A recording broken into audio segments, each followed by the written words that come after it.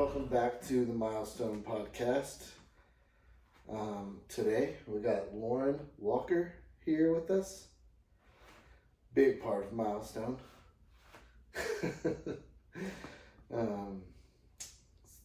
The glue to the whole thing, I would say.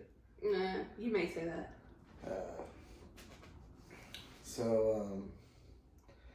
I think it'd be cool to kind of just talk to you guys with Lauren about just Milestone in general and like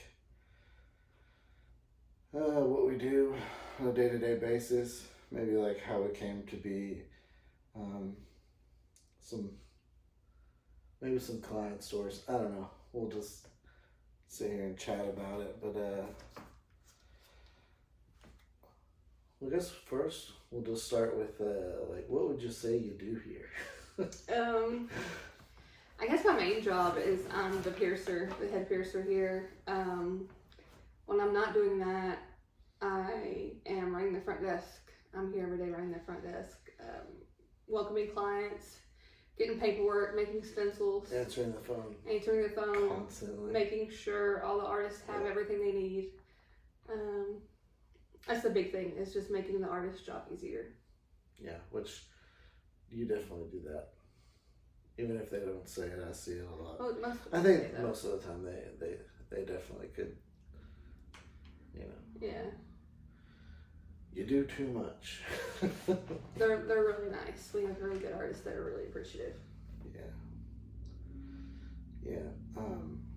So you said you're piercing. Mm-hmm. How long have you been piercing? On and off for 20 years. I got an apprenticeship in Lexington when I was 20 and learned piercing there. Did that for a couple of years. Got married, had kids, pierced another shop, had another kid, and then we opened. I sometimes forget about that. The shop in Berea. Yeah. So I pierced there, and then obviously pierce here now that we open this. Yeah. You like piercing? I do. It's fun. I like talking to the people. Yeah. Meeting new clients, and a lot of them have wanted piercings for a long time, and so it's nice to like give them that. Sure. I don't do piercings, like, I don't actually pierce, and I've never had anything pierced, so I'm afraid of needles. Bad. Yeah. But I just don't have any desire to have anything pierced. Yeah. But it's just from watching you all, what I can watch, and just listening to some of the stories, it seems a lot worse. Like, it just seems like, I don't know, you have to have a knack for it, I guess. Yeah, I think in some ways it's harder than tattooing, and in some ways it's a lot easier than tattooing. Like, obviously the job is not as hard, like, it's quicker, artistically, and it's quicker. But the conversations I'm trying to have with people are the same conversations you're trying to have with people. I'm just trying to get it in 10 minutes. So that makes it really hard, like, talking to people and trying to get like everything about them and talk to them about aftercare and everything within 10 minutes. Yeah, that could be difficult too, because we have a lot of time to just like, there's a lot of just time to not talk to people, right? Relax. I couldn't imagine trying to rush through it and give them a good experience within 10 minutes. Right. Make sure you dot your I's and cross your T's. Yeah. All that. Yeah. So what would you say is the hardest piercing to do? There's not a whole lot that I find super hard anymore. Things that I used to find hard, I adapted new ways to do them that made it easier. Septums were always one that is hard for a lot of piercers because you can't see up in there. So we used to use clamps, it made it harder for me to see because I couldn't see exactly where the clamps were going. So I stopped using clamps and started using receiving tubes, and that allowed me to see where I was going a lot easier and make the piercing a lot straighter, in my opinion. So that and anything in the inner ear, just getting a flat back into the inner ear can be difficult, but nothing's too bad. You have a favorite piercing to do? Always the nostril. It's quick and easy, and people like, I can just go fast enough that people are like, oh, like it's over. Yeah. So when people don't realize that I've done it and it's over, that's always one of my favorite ones. Yeah. Would you say, like, I know you had mentioned like receiving tubes and stuff. When you started, did they have all that stuff? We did. We had receiving tubes. We had septum clamps. We just didn't use everything in the way we use it now. Okay. Some things like receiving tubes were not used on the inner ear that much whenever I was training, and clamps were used on eyebrows, and so a lot of things have changed. We don't use them on eyebrows now. I just freehand. And who makes these rules? I mean, it's really what you feel learn. comfortable. Yeah, you learn what works better. You practice. You watch videos of other piercers, just like you all do, of tattoo artists. You just learn and adapt and grow.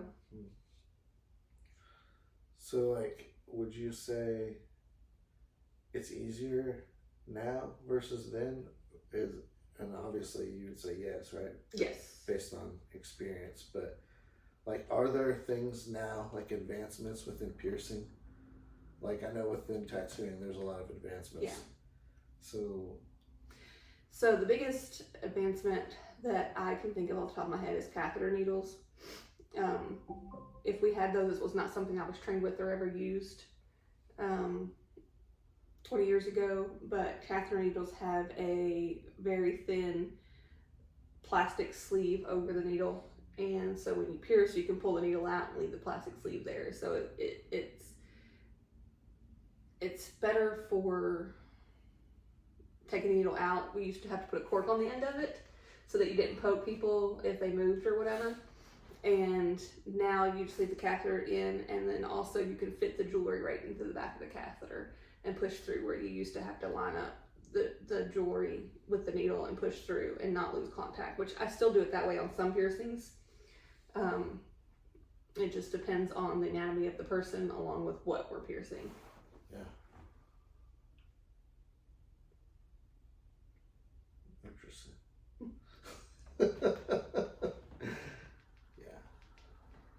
I know a lot of people don't think there's a lot to it. You just poke and go, but Yeah. And how many times can you reuse a needle on a Never. One piercing, one hole only. Yeah, no. I was a joke. Okay. I'll say a lot of stupid things. Well, I didn't know if you wanted to like put that out there for the public, or if you were just like messing with me. I was messing with you. I'm like really eager to get us canceled on our first, just right. You know, I want to just stir the pot.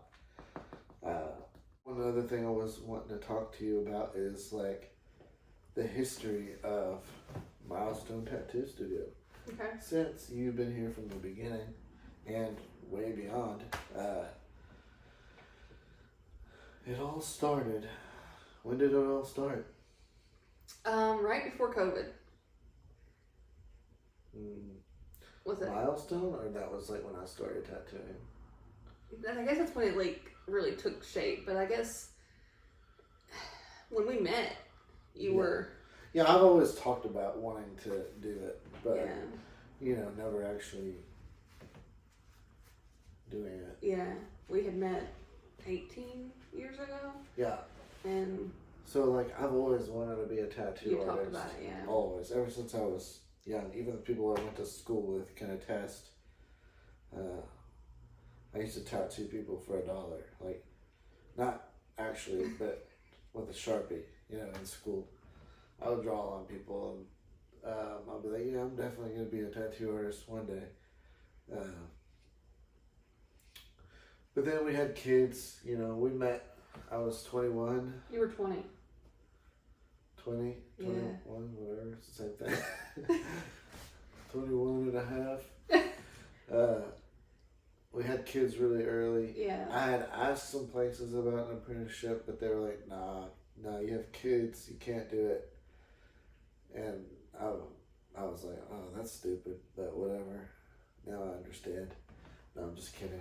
I still don't quite understand that, but I accept it. You know, it is what it is. Some people want you to dedicate 100% of your time to learning this trade, and that is completely understandable. Mm-hmm.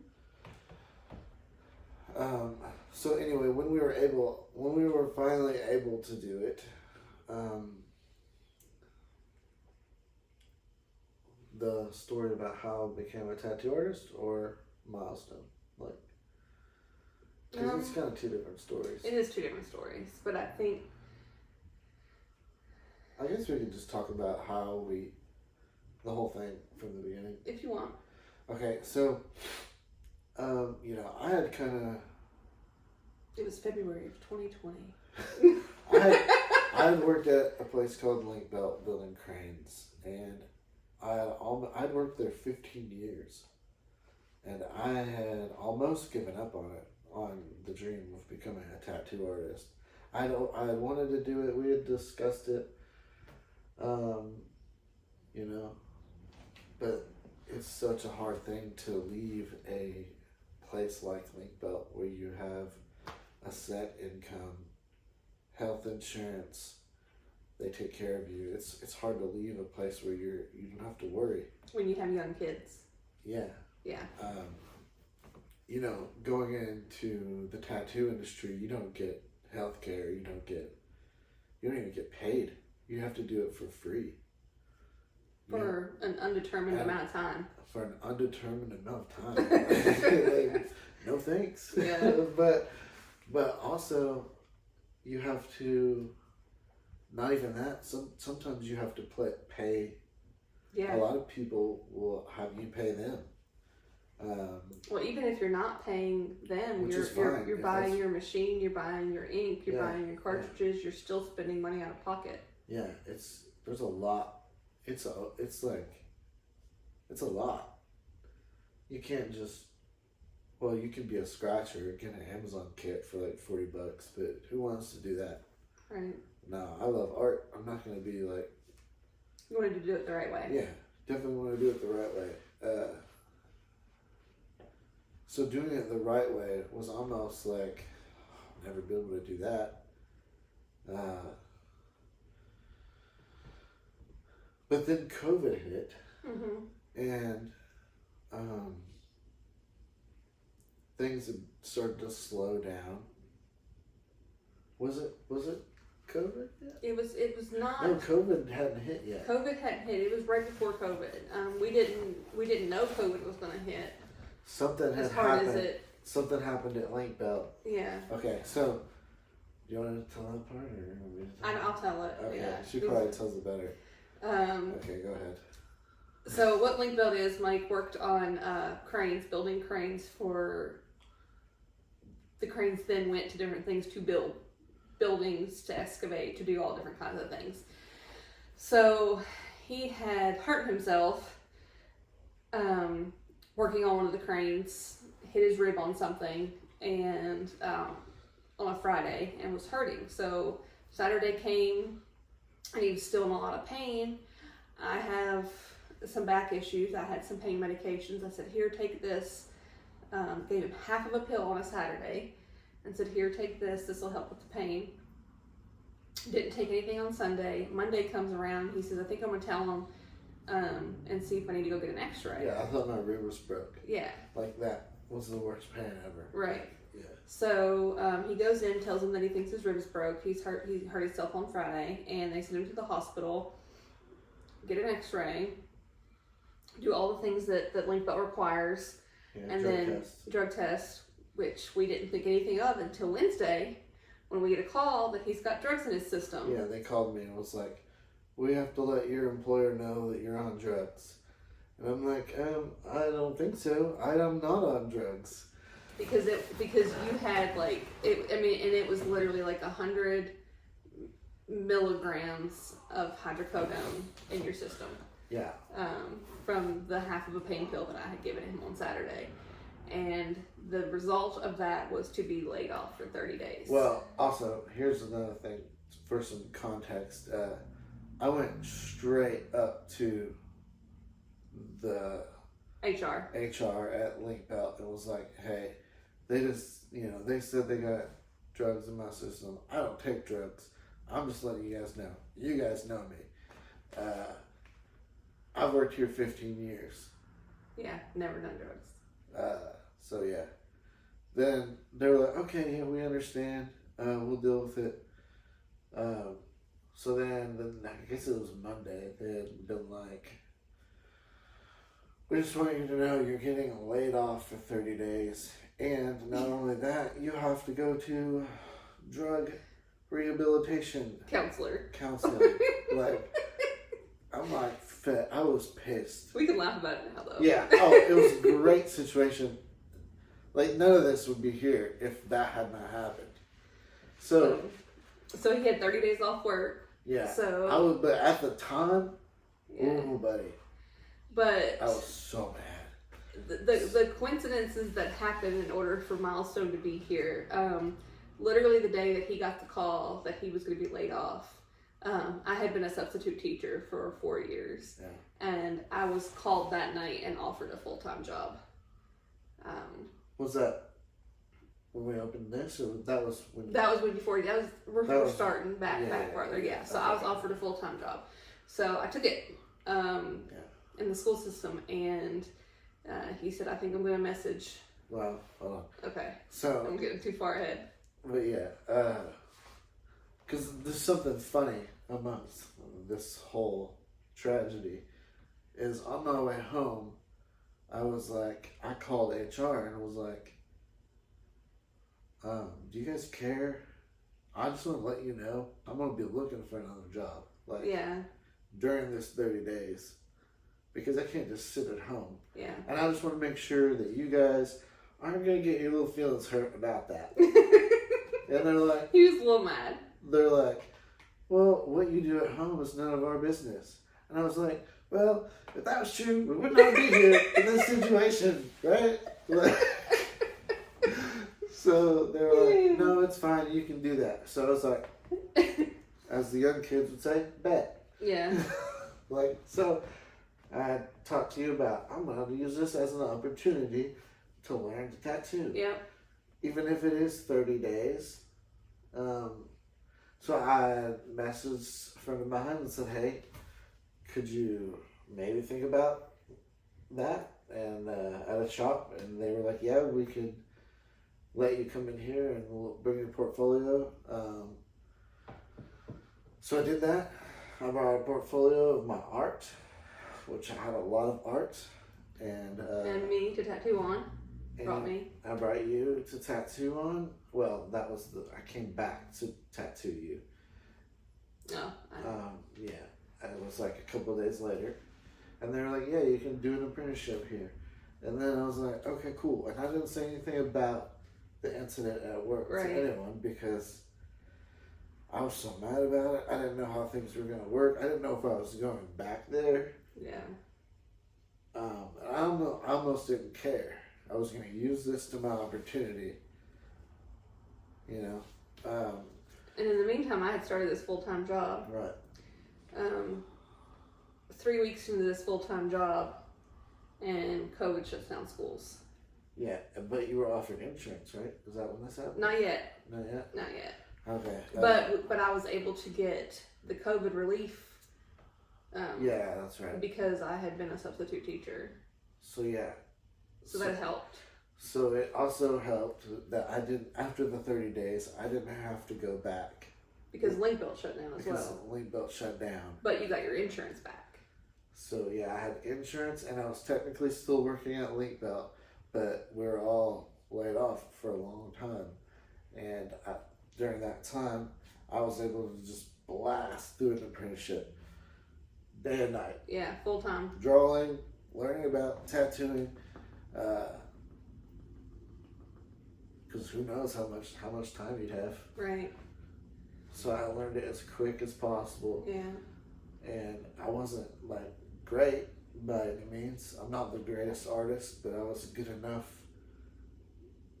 I mean, I could draw anything. Tattooing was, you still have to learn a lot, but I was able to get through it pretty quick. And a lot of that, there's a lot of learning that you just can't learn overnight. It's just gonna come within years. But I was able to get to a point to where I could start making money at tattooing, even if it was like $50. I think my first tattoo was $20. Shout out Jenny. And then while you were doing that, after the summer, I mean, I had been offered a full-time job, but it was only for that year. So then when that 3 weeks ended, and the summer hit, I got offered to come back whenever COVID let us come back. But because of that, I was able to get insurance. Right. So I picked up the insurance and the job. Right. And you went full-time tattooing. Yeah, full-time tattooing.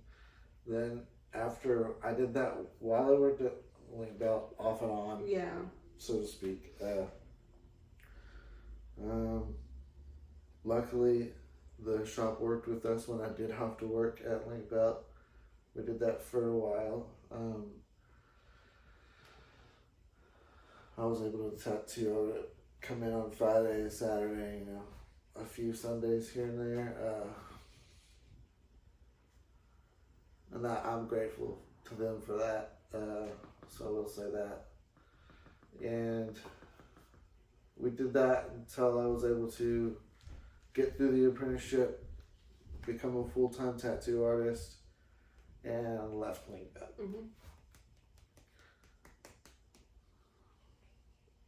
So now we're full-time tattoo artists, full-time in the school system. Right. At that point. COVID had lit up. And we did restrictions that. were different. We did that for 2 years? 2.5, 3 years. Something like that? Yeah, so it wasn't just overnight. Yeah. I have to just put that out there too. Like, we've been doing this for a while. But. And then you brought up to me about opening your own shop. Yeah. Just for a little context, it wasn't like we just wanted, like, the shop we were going to was 45 minutes away. Right. So it was quite a distance 45 minutes away. to an hour. So we wanted to open up one in our hometown. Right. Or work at one. Or work at one. I wasn't opposed to that. You did try multiple places first. Yeah. And they didn't have any spots, which is also understandable. If you don't have booths, you don't have booths. Right. So we decided to open up. Well, you decided. I was just like, I wasn't quite on I board found yet. an empty place and was like, I'll just look at it. It's not going to hurt. Just an empty rectangle building. And signed the lease without them even seeing it. Which was like nerve-wracking to me because I could see it. And I'm like, I don't know if I can make them see it. But I think they'll see it. Yeah. I don't think we saw it at first. Nah, you definitely did not see it. No, I came in here and I was like, oh no, this is so much work. Her and the kids were like, what have you done? Yeah. Like, and then crazy. I instantly was like, what have I done? I was like, oh no, did I do something? Like, I think I might have done something bad. Like, yeah. But I was like, no, wait, just let me renovate this place. You'll see. And I'll say, I helped quite a bit, but I just did what you told me. Like, you knew what you wanted. You knew where it was going. Well, you knew what you wanted it to look like. I mean, you definitely helped. A lot of people helped. I just came in and you just told me what to do and I did it. We had a lot of people. We did have a lot of help. And, we're very grateful to all of you. A lot of friends and family that we couldn't have got here without them. Like, we had to do everything. This place we had to put new lighting in, new everything. Plumbing. Everything. Electrical. Yeah. But we have friends who are plumbers, friends who are electricians. Yeah, we became proficient on a lot of things that we never planned on doing. There's YouTube, and you can learn almost anything on YouTube. I'm trying to get this glare out of my face. It looks weird, I think. So anyway, yeah, we opened the studio. We were like, hey, what should we call it? We brainstormed on a couple ideas. We had like 20 that one or either one of us turned down. We were like, no. I think it was Black Sheep at one point. There was a lot. Tattooing was almost tattooing. Like so close to being tattooing. Yeah. And that would have went over like a lead balloon here. Yeah. Probably they would be like, nah, that place is nerdy. But we still are nerdy. It's just secretive. Like we don't wear it on our sleeves. Oh wait, do we? You do. No. You have a lightsaber tattoo on your finger. Oh. So anyway, we landed on Milestone because it's not just a name. Yeah, a lot of people get tattoos based off of milestones in their life, and that's kind of why it's named Milestone, to sum it up. Yeah. And now we've been here for almost 2 years. Right. So it was a long road. Yeah. It's a lot of fun though. Yeah.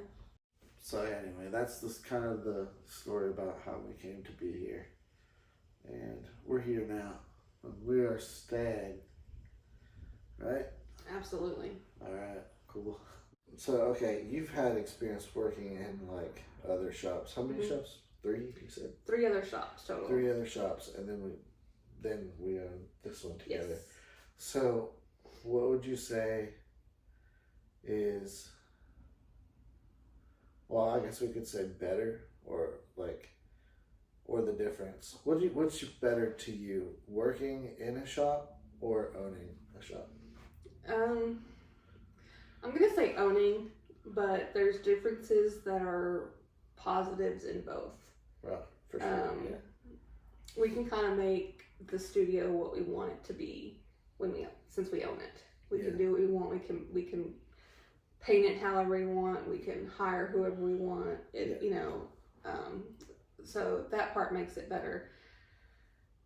Working for somebody, you don't have. Better for you. I mean, some people might not even have a desire to do right, that. Right, and that's totally okay because working under somebody, like renting a booth or working for a percentage, you don't have that responsibility or that stress that comes with owning. Right.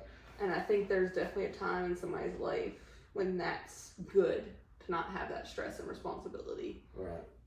I think I can think back working in another studio and thinking of times where they would like renovate or paint or do something that is like for their studio, and then they would be like, hey, it's not necessarily like, hey, you have to be here, but it's kind of like you feel, or at least I felt like maybe I should probably be there. And I know a lot of artists would probably be like, yeah, I'm not getting paid, I don't have to be there. So yeah. Yeah, that's a lot. Like some artists only come in when they have an appointment, and that's fine too, because obviously if they're not making money, like they said, they don't have to be there. Right. And owning a studio, you're there open to close. Right. For the majority. And beyond. And beyond, yeah. Yeah, unless sure. we're doing the festivals, we're running the festivals and conventions, and and then it's also the stress of can you trust these people to take care of your shop while you're away at a convention? Right. Luckily we have that. It's a lot of stress. That owning a business is a lot more stress for sure. Yeah. Way more stress than I thought it would be. Yeah. I didn't really care about it. And a lot of things that we're learning along the way. Yeah, you're constantly even like you just never have it all figured out, is what I'm learning. Like there's always gonna be, every week it's gonna be something new thrown at you that wasn't a thing before, that is a thing now, and it's like, oh, okay, now we have to deal with that. So sometimes I'm like, man, I would just like to be just an artist who would just come in and work, just worry about my art, my tattoo, and that would be great. But there's a lot of pride and joy that comes with owning a business as well. Mm-hmm. For sure. That you don't get if you have that kind of mentality. Some people might not want that, but I don't know. I don't necessarily want that, but having that, I appreciate it for sure. So which one's better? Both and neither. Both and neither. Depends on the day. Yeah. Right. Oh, you know what? One thing that is worse is you're not just responsible for yourself. Mm-hmm. Like, you're responsible for everyone else's artwork, everyone else's encounters with their clients. You have to make sure everyone, even when you're not here, leaves with a smile on their face, which is almost impossible, right? Like, yeah, it's just I guess it's just anxiety. I don't know what it is. Yeah, but that's a good thing. That means you care. I think that's sure. But it doesn't really alleviate any of the stress. No, it does not. You just live in constant stress. Like, what's going on there? What's going on? You know. So, what would you say is the craziest thing since we've opened that you can remember? Craziest thing owning a business that you had to handle or encounter? It's hard to say. I mean, I guess I'd go with the tax situation. Yeah. I knew this was going to come up eventually. Taxes are crazy. The fact that we have to charge 6% tax on tattoos is crazy. So we had to pay that. And then filing taxes at the end of the year, keeping receipts, it's just a lot. It is a lot. It's just a lot. For sure. And for, like, just to kind of, I guess, let them know the whole situation, I'll kind of give it the rundown. Our first year we opened here, Kentucky did a mandatory 6% sales tax for tattoo artists. Not just for tattoo artists. It was like 30 different businesses, different types of business. A lot of businesses, but tattoo shops was one of those businesses. And me being me was like, yeah, we're not going to do that. Right? Which we thought we could just not, but apparently that's not how the IRS works. Yeah, I was like, I'm not charging my clients an extra 6%. Yeah. So if it was $100, I would be like $106, or it'd be something and some change. I'm not charging my client an extra. So we did that the first year, and then at the end of the year, the government was like, "Where's our money?" It was a lot. It was we'll just say over 6,000. Yeah. And so we got you guys. So this year we're charging tax. Unfortunately, we have to. You know. Yeah. The government has to get their money. They do. I think it'd be interesting owning a shop in a different state to see what the other, like, I wonder what states don't do that. Yeah. Like, I'm not an expert. It was just never a thing that I ever thought about because we never charged tax. I mean, obviously the whole 20 years that I've been in and out of tattoo studios, whether it was working or getting tattooed, I was never charged or never charged tax. Exactly. Usually it's a flat rate, like here's the amount, and it's not like 135 or 136. It's usually like they round it either up or down, and so it was never a thing that I thought about. But it's definitely been the craziest getting that together and learning that. And I'd say learning it, but we haven't learned it. We just listen to our tax guy. So it's definitely interesting. I wonder what they use the tax money for. I wonder if anybody knows. Comment Well, I read an article, supposedly. So what do they use it for? Supposedly to reduce the income tax. But they've only they charge 6% income tax, or 6% sales tax to hopefully reduce the income tax. And the income tax has only been reduced 0.05%. So the math's not mathin'. The math's not mathin'. So. It's going to Ukraine. Going somewhere. Gosh. Don't say that. don't put that in there. It's going in there. No, it's not. It's going in there. Anyway, I don't know. It's crazy that they have their hands in everything. And I don't know if maybe some people find this interesting or not, but in Kentucky, one of the rules for having a tattoo studio is you have to have 4 foot walls in between every booth. 4 foot high walls. 4 foot. What did I say? 4 foot. You just said 4 foot walls. Yeah. Just what to. do you mean? What's the? I mean, it could be 4 foot walls. Just. 4 foot walls. What do you mean? I mean, just to give somebody who doesn't know. Walls? Yeah, just give somebody who doesn't know the specifics. Yeah, they need to be 4 foot high. Area to the booth as well. And then there's so big.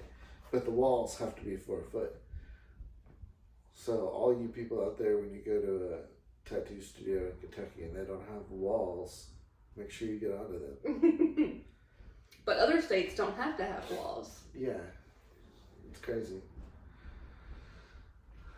And I kind of like the walls, honestly. It gives the client a little bit more comfort. Yeah, in their own space. Yeah, like it gives them a little more privacy. Yeah. I feel like it makes it a little more intimate. But being 4 foot, you can still hang over and talk and have your crew, whoever you bring along with you, get tattooed, sitting with you. So I don't think the 4 foot walls is that big of a deal. That's not what we're saying. Just the differences in state to state in the rules and regulations. Yeah, I know some shops have like it's almost like a Great Clips. Yeah. Where there's tattoo chairs lined up. Yeah. Along the wall. That's interesting. So I think one of the things that I get asked the most when people find out that we're married is, what's it like working with your spouse? Yeah. I get that sometimes. You get that a lot? Yeah. When people find out we're married, yeah. Yeah. And it's awful. It's just the worst. No, I don't think so. What do you think? I don't think there's anything negative about it. Yeah, it's almost like, what do you mean? Like we've... It's almost like asking, I could meet your question, what's it like living with your spouse? Right. Like, it's no different than being married. To me, anyway, it feels no different being married. Like, this is part of us. This is part of what we do. We go to work together. We live at home. We parent together. We work together. Right. But I can see where people would be like, get tired of somebody. Yeah. You know what I mean? Like, you kind of need your space sometimes, and there's nothing wrong with that. Yeah. Sometimes you need your space. Yeah. Sometimes I do. Yeah. But we communicate that, and then we have our time. Say, hey, leave me alone or else. But, yeah. We can do that at home when we have good communication, so. I think it's interesting. And we treat work, I think because we treat work like work. What do you mean? Like when we come here, we treat work like work. We don't treat it like an extension of our home. And we treat each other like coworkers. I help you out just as much as I help everybody else out. Do the paperwork. Yeah, if that makes sense. Here I'm the boss. And then when we go home, I'm the boss. No, I don't know what you mean. Wish. I don't know what you mean, really, but we treat each other like coworkers. I guess we're not like making out right here in the lobby. Yeah. you know. But I know you see it like this is our business, and I see it like that. But I do see you as the boss. You're the owner. You're the boss. Whatever. And I'm the piercer and front desk, and that's just how it works. Whether that's what it is or not, that's just how I view it. I just think we co-own a business. We all have different roles to play, and I take care of things, and you take care of things, and that's just kind of how it works. You just do our job. You split, divide, and conquer, or else it doesn't work. Or else it gets the better of you and crumbles, which is sad because I see it happen a lot. But and you know, we don't get it right all the time. Sometimes we get overwhelmed with stuff. And it helps when you like each other. Like I feel like you know, like I like you. So, like I think that helps a lot that we genuinely like each other. Yeah. Also, like I think, I mean, here we are. Like this is a tattoo podcast, but we're getting ready to talk about marital stuff. But I think sometimes people just put so much expectations on their spouse. Yeah. You see that, right? Yeah. And it's like, I almost want to say, leave your spouse alone. Like, they're trying to do the best they can, just like you are. You guys aren't enemies. You're spouses. You know, go easy on each other. You're a team. Right? Yeah. A lot of people lose sight of that very easily. And I think when I've talked to people, it's like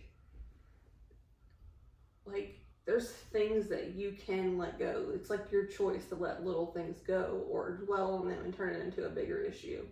Yeah. Like, not that we have this issue because we don't, but like leaving the cap off of toothpaste. Like that's not an issue that needs to be like fought about. You know? That's not something that needs to be... I don't know. Sometimes you let your emotions go and you start swinging. We don't even have caps on our toothpaste. We have the clicky kind. No. So you couldn't possibly leave I don't really know. I don't really brush my teeth. I just drink soda.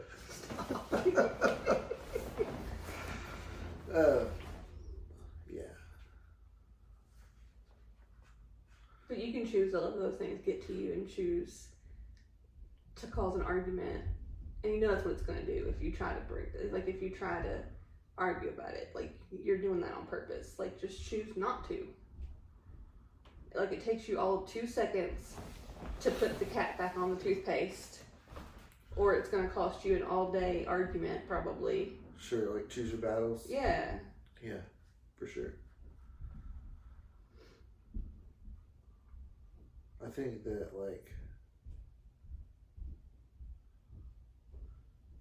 also, like that's just at home. But then add on top of it, working. You know, a lot of people are like, well, you know, we have a great marriage at home, but we could never work together. So I guess they think of spending time with their spouse as like it works, but then when you add the extra stress of working together, I'm just rambling. I know it's stupid, but maybe they're seeing as spending time with their spouse as a job, as work. Maybe, and I could see that. Like, you only have so much. Like, there's only so much peopling you can do, including your spouse. Maybe. I don't know. And I think for some people that's fine. I definitely get peopled out some days. Yeah. And that's when we take our time. You sit in the car, or I sit on the couch, or we find time to be alone, or tell our kids we just need 10 minutes. Right. For sure. You know, like it can get to you, all the people in. Yeah. And then you got just the right scenario for an argument or whatever. But what I think what I was trying to say earlier is, like, I almost feel like working together has been an advantage to us. as opposed to not working, because we didn't always work together. Right. And we work together now, and I feel like now is one of the best times in our relationship. Yeah. And I think that could be because we work together.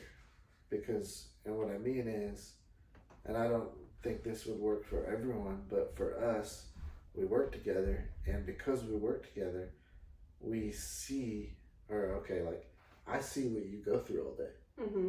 I see what you do. I watch it. I see what you have to put up with, what you deal with.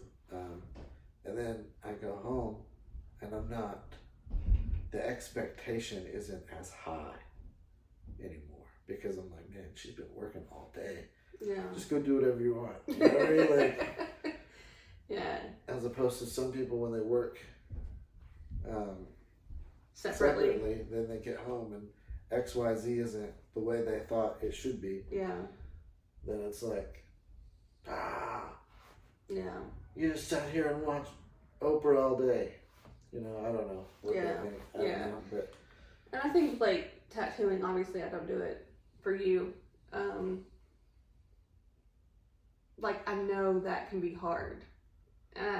Tattooing. Like, it's hard on your hand, it's hard on your shoulder, it's hard on your wrist, it's hard on your back, it's hard on your eyes.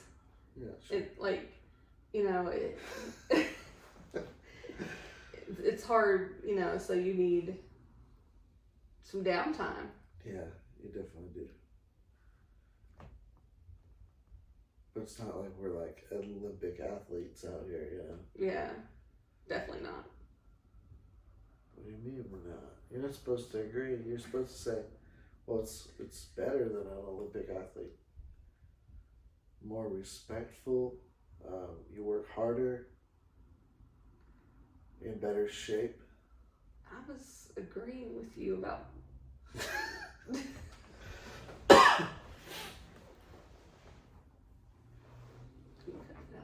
No, I'm not cutting any of this out. This is all in. It's all in. What I was thinking, another thing I was thinking of is we were talking about being married here in the tattoo shop. Mm-hmm. Also, being married in the tattoo industry, what's that like? I don't know. I don't view it differently. Give me an example of like what you're talking about. What I'm talking about is the thing I seen earlier this week. I can't remember how it goes. About tattooing a butt. Yeah. Okay. I didn't know where you were going with this, but yeah, I get it. So basically, some people would have a problem with their significant other. So there's I guess it's a meme going around that's saying, what do you mean you're tattooing a butt later? Like, I couldn't date no tattoo artist. Because what do you mean you're tattooing a butt today? Right, like, no, you're not. Like, right. So is that weird to you? Or? I don't think it's weird. Yeah, it's part of your job. Yeah. Like, I know how you view it because we have good communication and we've talked. I know how you view it. It's part of your job. It's like a doctor. Like, they see and do and touch parts of the body that it's art, you know, all day, and you're putting art on somebody, and if it's on their butt, if it's on their breast, if it's on their head, like it's just art going in a different area. Right. I'm the same way, really. I don't like when it comes to piercing. I'm not like, I don't think so. Yeah. Like. I'm doing a job, and it's a job, yeah. And, you know, at the end of the day, it's a job, and there's really not much else to be said about it. Right. I think I don't know. And maybe that's just us. That's also a trust issue. Yeah, it could just be an us thing that we're weird. I don't know, or because. You know, we have a lot of friends that are artists, and we do see jealousy come up, mm-hmm.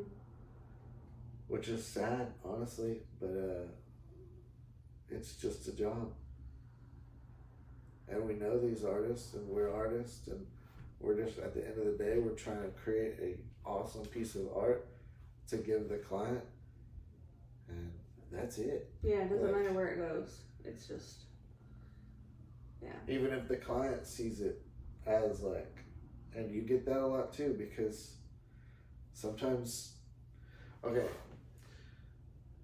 you know, like we were saying, it's not a big deal to us, but I'm not dismissing the fact that tattoo artists have used this job as a tool to be hooking up with people. Yeah. You know, that happens a lot in this industry, and it's almost a stereotype. Like I've had people come in here almost expecting it to be that way. I've had people coming in here, some of them want it to be that way. Some of them messaging you, expecting it to be that way from the very beginning. Like, yeah, for sure. And some of them shocked when they find out it's not, and they're like, "Wow, what a relief! I was so nervous that you were gonna try to hit on me." I've had people thank me for not hitting on them. I'm like, what are you talking about? Yeah. I've had people come to me up at the front desk and ask for a female artist because they've had a bad experience with a male artist hitting on them before. Right. And it shouldn't be that way. Like, you're here to do a job. Like, I wouldn't expect... Like, I would be so offended if I went to the doctor for, like, a cold and they hit on me. Would you? Yes. Like, that's not what I'm here for. Shoot, I would be like, this person's a doctor. I'm about to make some money. But you know what I mean? Like, I would be so offended. I'm like, this is not what I'm here for. So right. That's not... Right, you're vulnerable. Yeah. And you don't want to be taken advantage of. Right. But some people do. Some people do. And some clients are 100% okay with it. Yeah. Yeah, we see that too.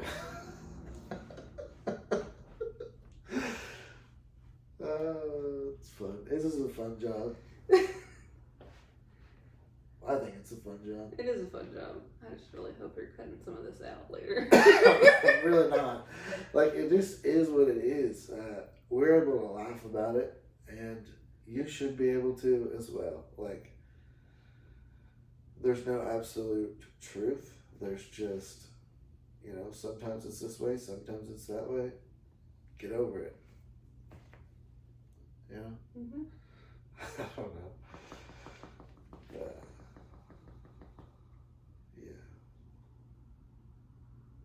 Oh, funny story. I will tell a funny story because we were just talking about it. It was the first time that I had a client hit on you. A client hit on me. It was awful. I remember. It was awful. I remember you called me freaking out. Yeah. Because I mean, like, there was no telling this lady no. It was like, how many suggestive comments do I need to ignore, first of all? Like, so we're tattooing. There was so many red flags too. She was like, oh, when she got there, she was like, oh, my ride just left. I'll figure out another way to get home. I'm not worried about it right now. Like, why are you telling me that? I don't care. You know, I'm here to do a tattoo. I hope you make it home well. But, right. You know, you're going to tell me what you're going to have for lunch later? I don't know. Like, I don't know. It's not that I don't care. It's just that I don't care. You know? Like, sometimes I'm, I guess, naive. I just don't see things. And so anyways, there's a lot of comments are made during the tattoo. And then after the tattoo, it's like she just keeps hanging out. And I don't know what to do. I'm like, all right, I got another appointment, which I do. I was going to say, you had moved on to your next tattoo. Yeah, I was already on the next tattoo, and this girl's still in my booth, just like waiting. And you know, I'm not going to get into too many details, but that kind of freaked me out a little bit. Like, go away. You know, like, But she asked you to take her home. Yeah, for sure. And I was like, no, that's not happening. And you can go. And she just never left. And you snuck out. Yeah. Yeah, for sure. And then called me freaking out. I was like hiding because like that's desperate. Yeah. It's like, okay, respectfully, no, thank you, but you know. Like pick up on context clues. He's not. Yeah, you know, when you don't pick up on those clues, it freaks me out. It's like psychopath material. But that was the first time that I had realized that and it was just stressful because it was like all day. Yeah. Like it was good times. It is what it is. We enjoy working together as a spouse team. I don't know, what do you call that? Husband and wife. We're able to compartmentalize a lot of things, I should say. But yeah, we love what we do. We really do. We have a lot of fun here together. We enjoy working together. We enjoy working here in the same studio. We take a lot of pride in what we do. And as far as, you know, my perspective of working with you, yeah, it's a lot of fun. I have a lot of respect watching you do what you do. So I tattoo right next to the piercing booth. There is not just a 4-foot wall, but it's a private booth. But I get to hear Lauren do her job a lot.